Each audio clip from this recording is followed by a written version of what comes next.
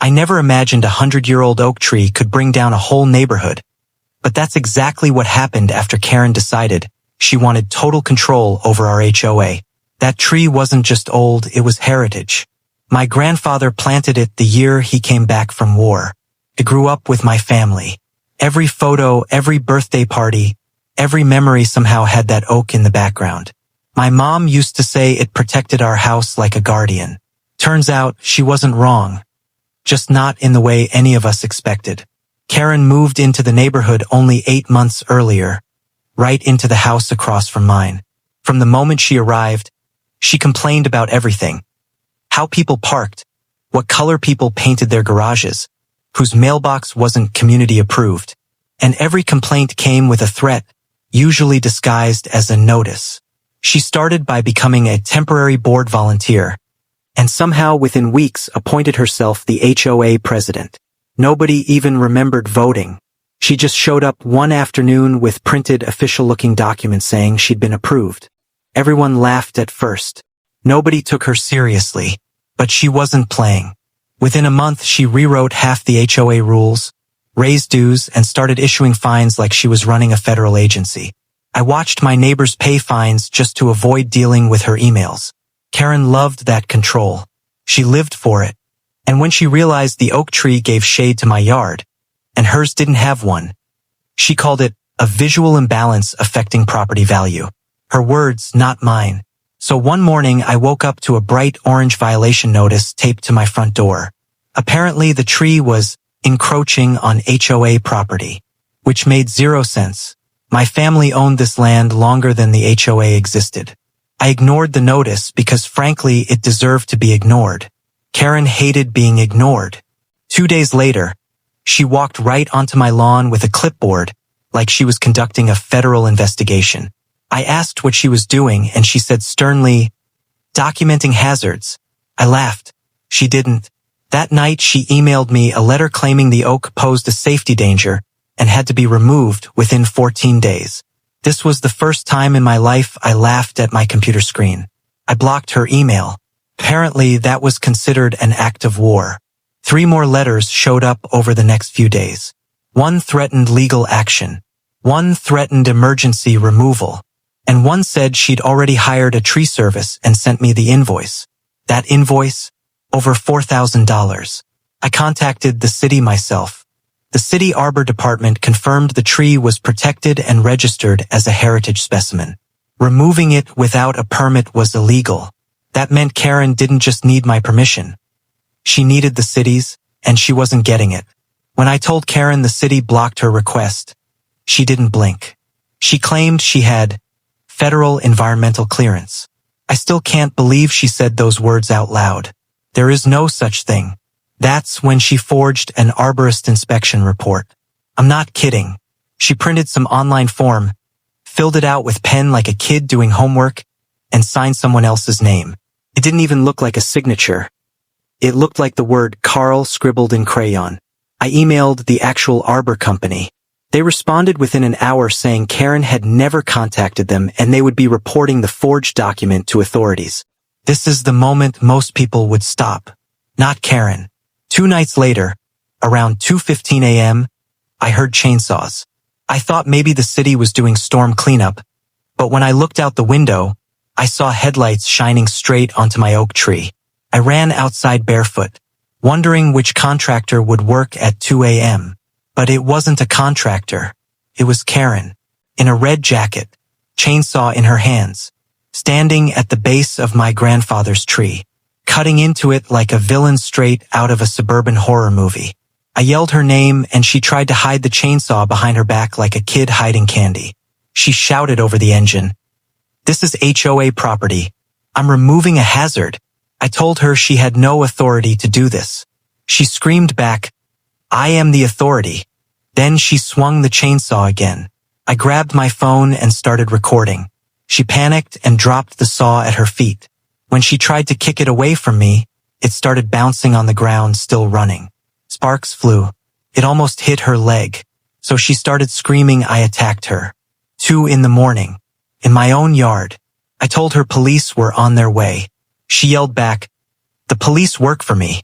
In that moment, Headlights appeared again, big ones, turning onto the street.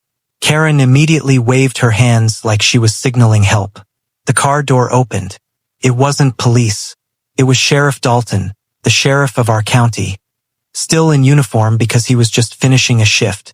I knew him, but not well. Everyone respected him.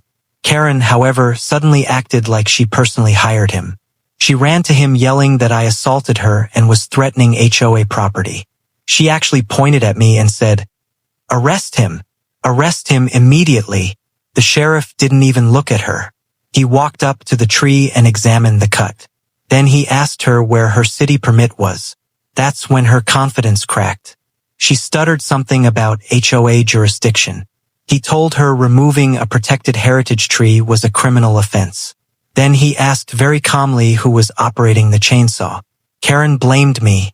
She said I was emotionally unstable, violating HOA regulations, and trying to destroy community property. The sheriff stared at her like she was speaking Martian. Then he pointed at the chainsaw still running on the ground next to her feet. Karen tried to say I dropped it there. He asked her where she got a chainsaw at 2 a.m. She said she found it. He shook his head like he'd seen enough insane people for one career. He told her to step back and said she was trespassing and interfering with private property. Karen gasped like he slapped her in public. But before anyone could do anything else, the tree started creaking. That sound will haunt me forever. Karen looked up. The sheriff looked up. I looked up. And then it happened. A massive cracking noise tore through the neighborhood like lightning. The trunk splintered. Branches snapped. And the entire oak tree, my family's tree, began falling. Karen screamed. The sheriff yelled, "Move!" And then everything went black under falling branches. When the oak started collapsing, it didn't fall the way gravity normally behaves. I always imagined that if anything ever happened to it, it would just fall backward into my yard.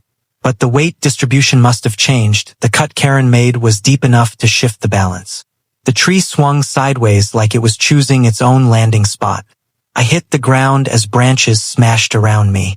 I could hear Karen screaming somewhere near the sidewalk, but all I could think about were the memories I just watched get destroyed.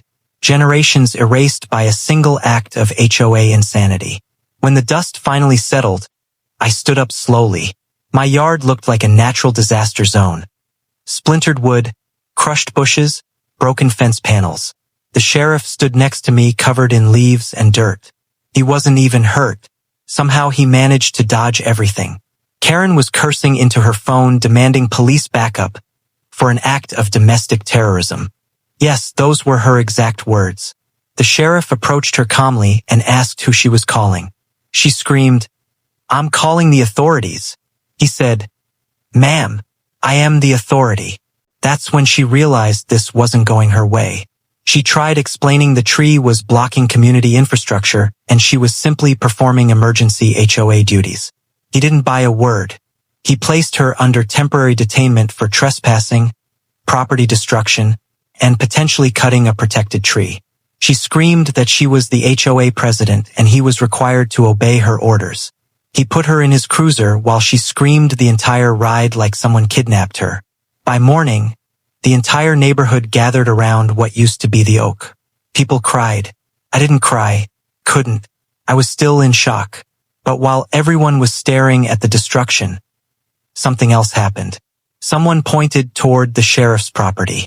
He lived behind my house across the next yard, and the massive trunk had rolled downhill, straight onto the sheriff's home.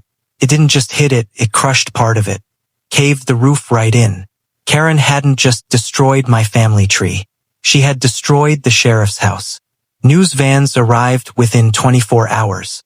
The city inspector rushed over. The police department investigated. Karen refused to come outside, claiming medical issues and emotional distress. When officers knocked on her door, she shouted through the window that her attorney advised her not to speak to peasants. Word spread across the community like wildfire. Suddenly everyone had a story about Karen.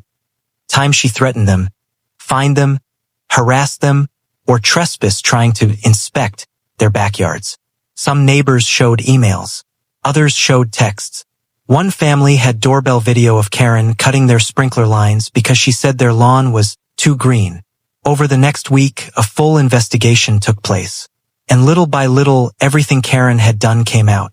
Forged documents, unauthorized HOA purchases, false violations, even misuse of HOA funds. That's when we learned she used HOA money to buy the chainsaw. She actually expensed it under community equipment. The sheriff personally filed charges for property destruction, fraud, and reckless endangerment. The city charged her for removing a protected tree, and the HOA board, what was left of it, voted to remove her permanently. But the part that still blows my mind? Neighbors rallied together to save what was left of the oak. Local carpenters helped cut clean sections, turning them into benches, plaques, and garden pieces across the community. The sheriff kept a huge cross-section of the trunk and mounted it inside his rebuilt living room. He said he wanted a reminder of what happens when someone abuses power. Karen eventually moved out under court order. No one knows where she went. But the irony is, even though the tree fell, it brought the neighborhood together in a way nothing else ever had. We rebuilt. We replanted. And on the very spot where the old oak stood, we planted a new sapling. The sheriff and I watered it together the first week. We promised we'd protect it no matter what. Karen spent so much energy trying to control the neighborhood that she forgot neighborhoods fight back. She tried to remove history, and history removed her.